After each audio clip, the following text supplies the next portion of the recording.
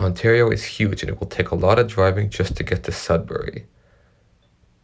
First, you stop in Marathon. It's a beautiful town along the lake. Reminds you kind of Harrison Lake in BC. You drive through and you like the lakeside vibes. Then you get to Wawa by Wawa Lake. You stop for a bit, but can't stop for too long. You have tracks to make. You drive along the barren wasteland of the Canadian Shield. It is kind of beautiful though, and you appreciate it for what it is. You stop along in Thessalon as well, beautiful lakeside town, but it honestly feels like the ocean because the lake's so big. Then you go to Sudbury. This is where you are going to stay for the night. It's a nice, decent-sized Ontario city. Nothing too spectacular about it. It's just another Ontario city with a decent landscape. And you don't mind the Canadian Shield. You think it's kind of beautiful. It's kind of nice. You are blown away by the vast size of Ontario. It is a lot bigger than you imagined. You then stop in Bar on the way to Ontario the next day. It's a nice lakeside town. Then you go through the St. Lawrence lowland, sort of farming area. This is where Ontario gets most of its agriculture. And Thamesford, it's a nice kind of farming town. Then you stop by Niagara Falls, and you have no idea why it's so hype. It's really nothing spectacular, and you are blown away by how lame it is. Then you reach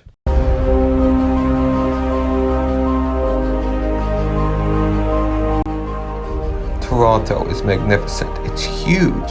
Toronto, one single city, has more people than BC, Alberta, and Saskatchewan combined. It is so big. The traffic is terrible and it takes hours to navigate the city.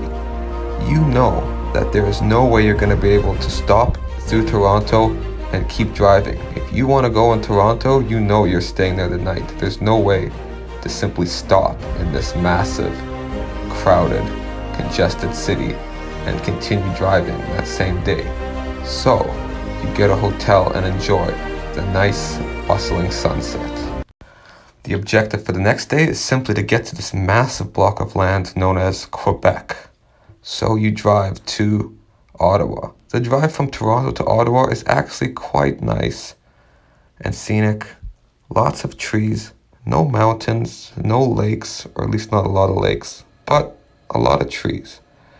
You get to Parliament Hill, and it's not much of a hill at all, but you stop by. Then you skip through Quebec entirely. You don't stop for poutine or for nothing. You just keep going. You then see a sign that says, "Welcome back to Canada," or something like that. It's kind of hard to see. You then get to Edmundston, and you've arrived at your destination. It is a decent city with lots of old architecture and old history. Feels kind of like going back in time, but it's quite decent. The next day, you continue your drive through New Brunswick. The scenery is quite nice. Lots of lakes. As you approach the ocean, the scenery starts to change again. Lots of beautiful greenery. Then finally, after a bunch of driving, you reach St. John. Now you have reached the ocean. It is waterfront. And finally, you are in the Maritimes. It has finally hit in. You finally reached the east coast of this magnificent province. And it's a magnificent city too.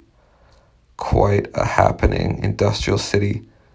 It's not that different from the west coast other than the lack of mountains. It kind of reminds you of Bellingham a little with that older style. You got lots of older buildings. Then you find the annoying toll bridge to Prince Edward Island.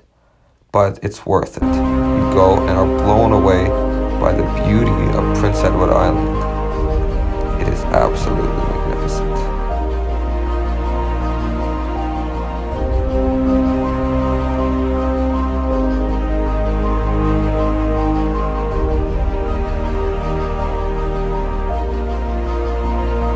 You stop in Charlottetown for a bit of time and enjoy some seafood. Then you head back on the toll bridge to your final destination.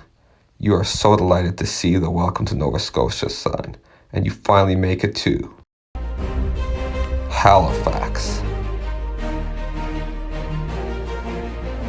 You have finally arrived. Your journey is done. You've arrived on the furthest city on the east coast of Canada.